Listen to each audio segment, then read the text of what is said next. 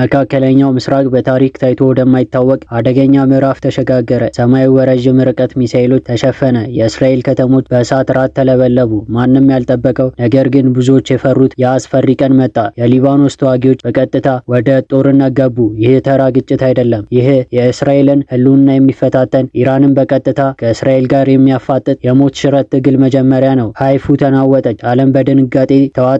ዛሬ የምንመለከተው ይህ ዓለምን ያስጨነቀ የጦርነት ሚዛን የገለበጠ እና የነገን ቀን እጅግ አስፈሪ ያደረገ ግዙፍ ክስተት ነው። እስራኤል በተለኮሰባት የንዴት እሳት እየተቃጠለች ነው። ከሊባኖስ የተተኮሱ ሚሳኤሎች የብረት ዶሙን አይረን ዶም የተሰኘውን የአየር መከላከያ ቀዳዳ በመግባት በሃይፉ ከተማ ላይ የጥፋት ዝናብ አዘነቡ። ይህ የጦርነት አዋጅ ነው ወይስ የመጨረሻ ማስጠንቀቂያ? ነገሮች የቁጥጥር ውጭ ወጥተዋል። ለወትሮው በተወሰነ ልክና መጠን ይካሄድ የነበረው የተኩስ ልውውጥ አሁን መልክ ቀይሯል። ግዙፍ መባባስ የተባለው ይህ ክስተት የሊባኖስ ተዋጊዎች ለመጀመሪያ ጊዜ በይፋና በከፍተኛ አቅም የኢራንን ጦርነት ተቀላቅለዋል። እስራኤልን የመደብደብ ዘመቻ የጀመረው ታሪካዊ ምሽት ሆኖ ተመዝግቧል። ሃይፉ የእስራኤል የኢኮኖሚና የቴክኖሎጂ ማዕከል በጭስና በእሳት ነበልባል ተውጣለች። የሚሳኤሎች ብዛት፣ የተሸከሙ የፈንጂ መጠንና ኢላማቸውን የመምታት አቅም የእስራኤል ጦር እና የስለላ ተቋማት በድንጋጤ አንበርክኳል። ይህ ጥቃት ለምን አሁን ተፈጸመ? የሊባኖስ ተዋጊዎች ወደዚህ መጠነ ሰፊ ጦርነት የገቡት ትክክለኛው ምክንያት ምንድን ነው? ከዚህ ጥቃት በስተጀርባ ያለው የኢራን እጅ ምን ያህል ረጅም ነው? መካከለኛው ምስራቅ ወደ ሶስተኛው የዓለም ጦርነት እያመራች ነው? በዛሬው ጥልቅ ትንታኔ ከእሳት ነበልባሉ በስተጀርባ ያለውን አስፈሪ እውነታ፣ የታክቲክ ለውጦችን እና የመጪውን ጊዜ አደገኛ ሁኔታ በዝርዝር እንፈትሻለን። አሁን የምንገኝበት ሰዓት ዝም ብሎ የሚታለፍ አይደለም። እያንዳንዱ ሰከንድ የሰው ልጅን እጣ ፈንታ የሚወስንበት ወሳኝ ምዕራፍ ላይ ደርሰናል። በመጀመሪያ ደረጃ ይህን ጥቃት ለምን ታሪካዊና የመጀመሪያ እንደተባለ እንመልከት። እስካሁን ድረስ በነበሩት ሁኔታ ከሰሜን በኩል የሚሰነዘሩ ጥቃቶች የመተንኮስና የማስቆም አይነት ባህሪ የነበራቸው፣ አሁን ግን ጨዋታው ተቀይሯል። የሊባኖስ ተዋጊዎች የተጠቀሙባቸው መሳሪያዎች ተራ ሮኬቶች አይደሉም። እነዚህ የጦር ሚዛን ቀያሪ የሚባሉ እጅግ ዘመናዊ ተወንጫፊና አውዳሚ ሚሳኤሎች ናቸው። ኢላማቸውንም የድንበር ከተሞች ሳይሆኑ የእስራኤል ስትራቴጂካዊ ጥልቀት የሆነችው ሃይፍ ናት። ሃይፍ መምታቷ ለእስራኤል ቀኝ መስመር ነው። ከተማዋ የንግድ የኢኮኖሚና የወታደራዊ መጋዘኖች ማዕከል በመሆኗ ይህ ጥቃት በኢኮኖሚዋ ላይ የሚፈጥረው ቀውስ በቀላሉ የሚገመት አይደለም። የጥቃቱ ስፋትና ጥልቀት እንደሚያሳየው ይህ በስሜት የተደረገ አጸፋ ሳይሆን በደንብ የታወቀ የተቀናጀና የረዥም ጊዜ ስትራቴጂ አካል ነው። የሊባኖስ ተዋጊዎች ይህንን እርምጃ ሲወስዱ እስራኤል ልትሰጥ የሚችለው አጸፋዊ ምላሽ ጠንቅቀው ያውቃሉ። ሆኖም ግን ከአሁን በኋላ ወደ ኋላ ማለት የለም የሚል መልእክት በማስተላለፍ ራሳቸውን ለከባድ ጦርነት አዘጋጅተዋል። ይህ ደግሞ የኢራን የእሳት ቀለበት ስትራቴጂካዊ አካል በመሆኑ ብዙ ተንታኞች ይስማማሉ።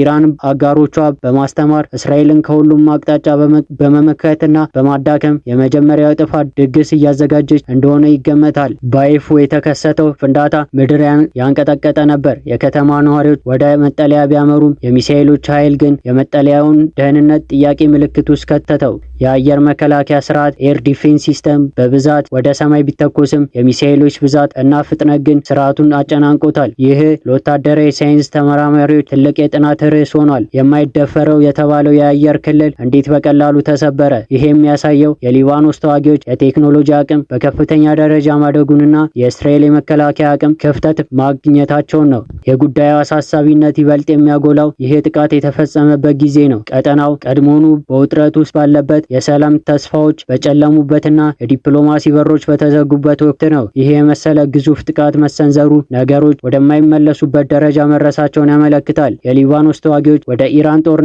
መግባታቸው ጦርነቱ ከሁለት ሀገር ግጭት ወደ ቀጠናዊ ጦርነት ሪሊጅን ዋር ከፍ አድርጎታል ማለት ነው። ይህ ማለት ግጭቱ ሊባኖስ እና እስራኤል ብቻ ሳይሆኑ ሶሪያ፣ ኢራቅ፣ የመን እና ምናልባትም ታላቅ የዓለም ሀያላን ሊያሳትፍ ይችላል። ኢራን በዚህ ሁሉ ሂደት ውስጥ ያለው ሚና ቁልፍ ነው። ኃይሉ ጋር የሚባለው መጠሪያ የሊባኖስ ተዋጊዎች ከቴህራን ጋር ያላቸው የጠበቀ ቁርኝት ያሳያል።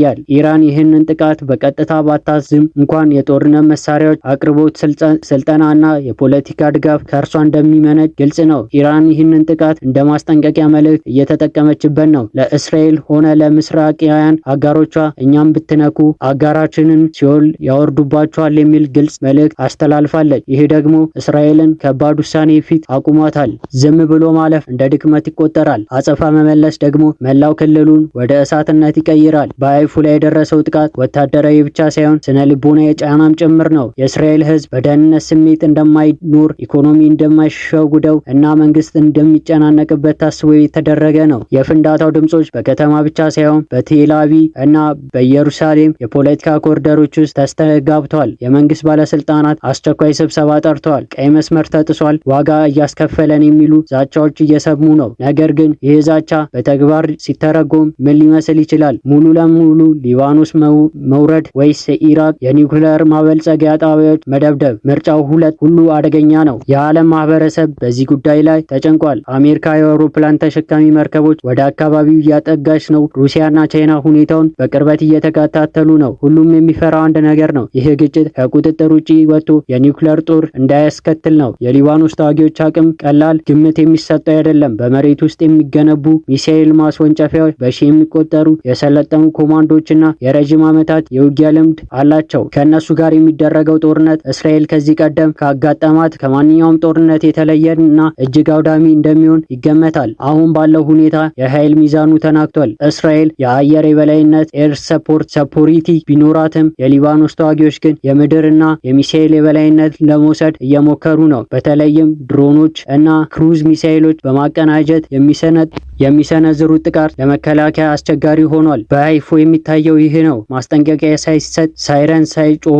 ድንገት የሚፈነዱ ሚሳኤሎች የቴክኖሎጂውን ውስብስብነት ያሳያሉ። ይህ አዲስ የጦርነት ስልት ሀያላን ሀገራት እንኳን በትንሽ ቡድኖች እንዲንቀጠቀጡ እያደረገ ነው። ወደ ፖለቲካዊ ትንተና ስንገባ ይህ ጥቃት በእስራኤል የውስጥ ፖለቲካ ላይም ትልቅ ተጽዕኖ አለው። ህዝቡ ከመንግስት ደህንነቱን ይፈልጋል፣ መንግስት ደግሞ ኃይልን ማሳየት ይፈልጋል። ይህ ቅራኔ መሪዎች ወደ እብደት ውሳኔ ሊገፋፋቸው ይችላል። በሌላ በኩል የሊባኖስ ህዝብም በጦርነት ስጋት ውስጥ ወድቋል። እስራኤል የምትወስደው አጸፋ ቤሩንን ወደ ፍርስራሽነት ሊቀይር ይችላል የሚል ስጋት አለ። ነገር ግን ተዋጊዎች ለማንኛውም መስዋዕትነት ዝግጁ ነን እያሉ ነው። ይህ የቆራጥነት መንፈስ ጦርነቱን ይበልጥ አስከፊ ያደርገዋል። የኢራን ስትራቴጂ ተንታኞች እንደሚሉት ይህ ጥቃት የመጨረሻ ሳይሆን የጅማሬ ምዕራፍ ነው። ኢራን እስራኤልን በረጅም ጦርነት የመድከም እቅድ አላት። ኢኮኖሚን ማሽመድመድ፣ ቱሪዝምን ማውደም፣ ኢንቨስተሮችን እንዲሸሹ ማድረግና ህብረተሰቡን በስነ ልቦና መጉዳት ዋና ዓላማቸው ነው። በሀይፉ ላይ የተጣለው ቦምብ ይህንን እቅድ በተግባር ያሳየ ነው። እስራኤል በበኩሏ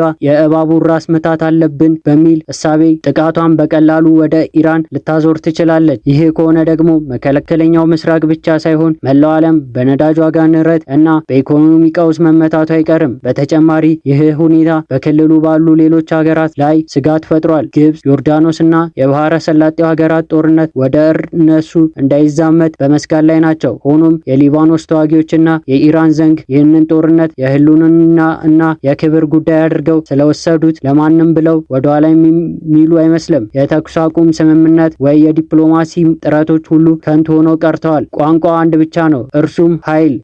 በቴክኒካዊ እይታ በሀይፉ ላይ የደረሰው ጉዳት መጠን እስካሁን በውል ባይታወቅም የሚወጡ መረጃዎች እንደሚያመለክቱ ግን በርካታ ህንፃዎች፣ መኪኖችና የመሰረተ ልማቶች አውታሮች ወድመዋል። እሳቱን ለማጥፋት የሚባረሩ የነፍስ አድን ሰራተኞች ምስል የጦርነት አስቀያሚ ገጽታ ያሳያል። ይህ ሁሉ ጥፋት የተከሰተው በጥቂት ደቂቃዎች ውስጥ ነው። ታዲያ ሙሉ ጦርነት ቢታወጅ ውጤቱ ምን ሊመስል እንደሚችል ማሰብ ይከብዳል። የሊባኖስ ተዋጊዎች የገቡት የኢራን ጦርነት አዲስ የትብብር መንፈስ ፈጥሯል። ቀደም ሲል በተናጠል ይንቀሳቀሱ የነበሩ የትጥቅ ቡድኖች አሁን በአንድ የጋዛ እዝ ስር እየተንቀሳቀሱ እንደሆነ መረጃዎች ይጠቁማሉ። ይህ ቅንጅት የመረጃ ልውውጡን፣ የሎጂስቲክ አቅርቦትና የጥቃት አፈጻጸም አቀላጥፎላቸዋል። ለኢራን፣ ለእስራኤል ይህ ትልቅ ራስ ምታት ነው። ጠላቷ አንድ ሀገር ወይም አንድ ቡድን ሳይሆን በድንበሮች ዙሪያ የተዘረጋ የማይታይና ተለዋዋጭ የሆነ መረብ ነው። ይህ መረብ ለመበጣጠስ የሚደረገው ጥረት እስካሁን ውጤታማ አልሆነም።